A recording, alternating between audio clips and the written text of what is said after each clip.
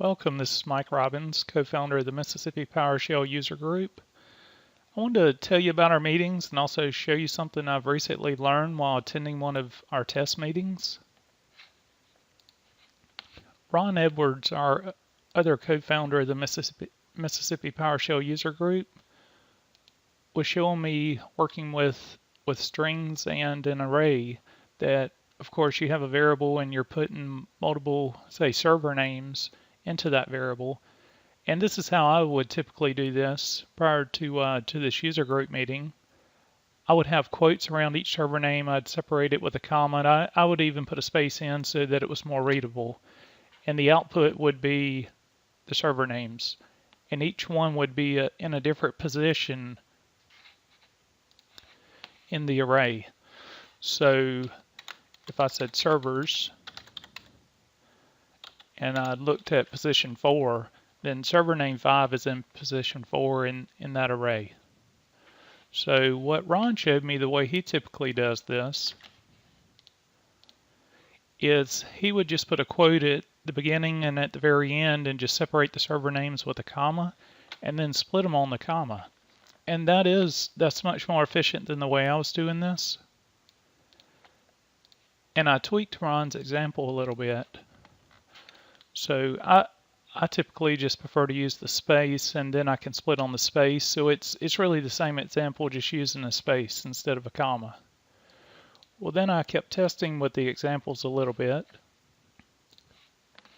And what I found is, even though IntelliSense did not like this, I could put the split parameter in first. And then I believe it's because there's a space after the split, but before the first quote, that it would split on the space. So that's a few less characters than the previous two examples. And what Ron showed me, the way that he started doing this, and the really cool thing about this, is you can define a function called quote list. And his example used QL, so I'll use that in my example. And you don't have to use QL, you can simply use Q, or you can use the entire word quote list.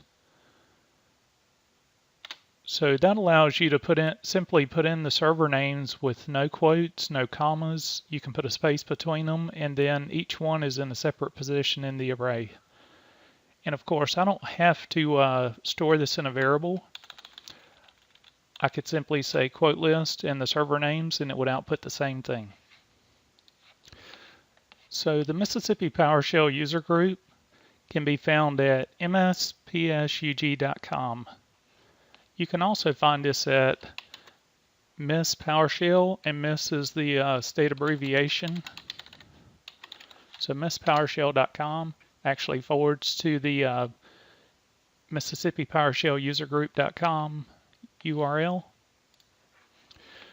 Our meetings are on the second Tuesday of each month, which is Patch Tuesday, from 8:30 p.m. Central Time until 10 p.m. Central Time. And our meetings are actually virtual, so you can attend them from anywhere. We use Microsoft Link, and if you go to the attendee info page, you'll see there's a user level and an admin level download for the Microsoft Link client. These are both free. There is a web client, but if you use the web client, you won't be able to hear the audio. So we look forward to seeing you at the Mississippi PowerShell user group meetings on Patch Tuesday, which is the second Tuesday of the month. Thank you.